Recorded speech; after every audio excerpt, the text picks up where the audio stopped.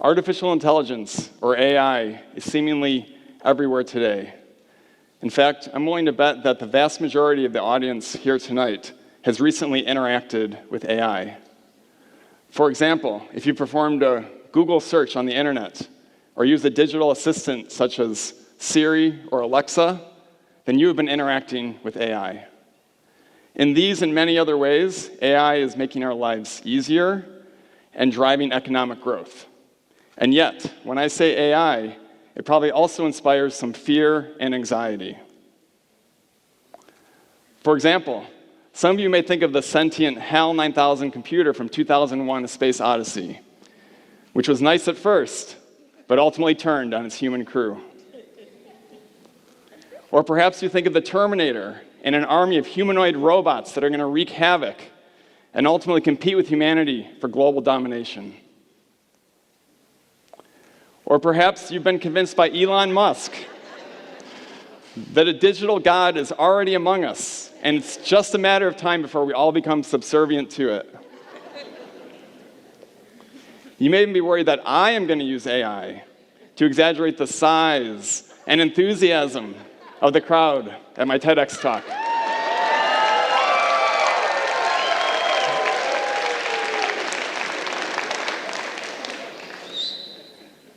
Even if those doomsday scenarios don't scare you, there are other more acute issues being introduced by AI, ranging from compromised privacy to deep fakes to job displacement.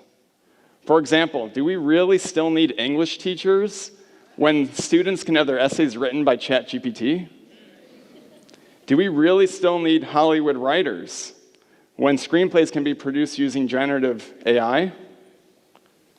These apparent problems with AI may lead you to believe that this technology is too dangerous, that somehow we need to stop it in its tracks and shut it down. But I would contend that the AI genie is already out of the bottle, and as a result, we have no choice but to confront the challenges that it is going to pose for us in the years to come. But for me personally, what keeps me up late at night, what keeps my team at Northwestern University working long hours in the lab, is a threat that is even greater, and that threat is energy consumption. By 2027, just 3 years from now, AI is going to be consuming 100 trillion watt-hours of electricity each year, which is equivalent to the amount of electricity used by an entire country the size of Argentina. The energy demands of AI has even led Microsoft to begin hiring nuclear engineers who are seriously contemplating building nuclear reactors to power each of their AI data centers. And the problem doesn't end there.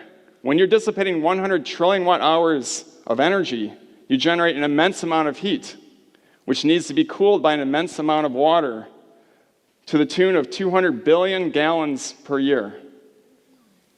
In a world where 2.7 billion people live with water scarcity, the energy and water demands of AI are simply unsustainable, if not inhumane. And so is there any hope? Is there any way that we can overcome this apparent existential threat that AI poses? As a nanotechnologist for the last 25 years, I strongly believe that by understanding matter at the shortest of length scales, we can find solutions to the world's largest problems.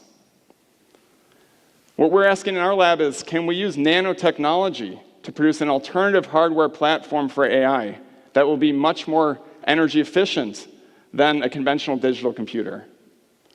And while I will get into the nanotechnology details in a minute, what I want to focus on first is why current computing technology is so energy hungry, particularly for AI.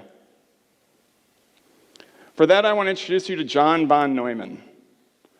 In the first half of the 20th century, John von Neumann worked at the Institute for Advanced Study, the same institute as Albert Einstein and Robert Oppenheimer, where he became one of the most influential mathematicians of all time. And while his work has touched many fields, I would contend that the implications of his work for computer science are the most profound. Today, virtually every computer worldwide utilizes the von Neumann architecture, which consists of two major components, a memory and a central processing unit, or CPU. And when you perform a computation, data needs to move back and forth between these two units. For the past 60 years, when the amount of data was small, that motion of data led to negligible power consumption. But in today's big data AI world, we're moving massive amounts of data back and forth, leading to intolerably high power consumption, which means that we either need to have dedicated power plants for each of our AI data centers, or we need to rethink the von Neumann architecture. So are there any plausible alternatives? In our lab, we're looking to biology for inspiration. The basic idea is as follows. If AI is trying to mimic intelligence, then would it not stand to reason that we should look to the hardware platform for human thought, i.e. the brain, as an inspiration for next-generation computing?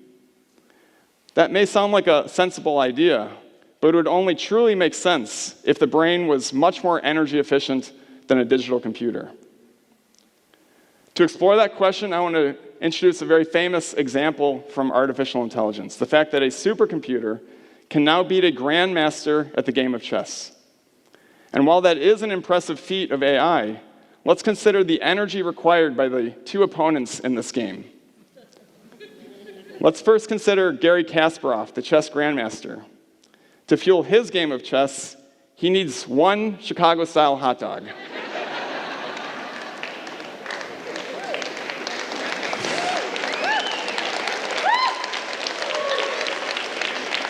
In contrast, the supercomputer requires the equivalent of 250,000 Chicago-style hot dogs, which is the number of hot dogs sold at Wrigley Field over the course of an entire month of the baseball season. The remarkable energy efficiency of the brain is why my lab is pursuing neuromorphic, i.e. brain-like computing, as a pathway to energy-efficient AI. So how does the brain do it? How is it so energy efficient? Well, the key reason is that in the brain, memory and information processing are co-located in space, thereby minimizing the need to move data, thereby avoiding the main source of power consumption in the von Neumann architecture. In addition, the brain is three-dimensional, dynamic, reconfigurable, and highly interconnected, all of which further contribute to its extreme energy efficiency. So, is it possible to emulate those attributes of the brain in computer hardware? In our lab, we're turning to nanomaterials for the solution. The key feature of a nanomaterial is that it is very small. And when the size of a material approaches the atomic length scale, its properties become highly tunable and reconfigurable using an electric field. This implies that our nanoelectronic devices can be reconfigured on demand, thereby mimicking the dynamic reconfigurability of the brain. So what?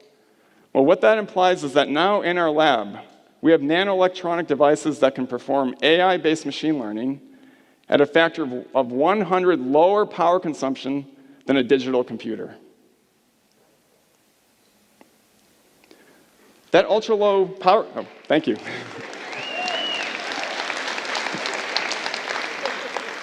That ultra-low power consumption means that we can now do AI directly on portable electronic devices like a smartphone. In contrast to current technology, where the data on your smartphone needs to be sent to the cloud. But what is the cloud? The cloud is an energy-hungry, warehouse-sized data center.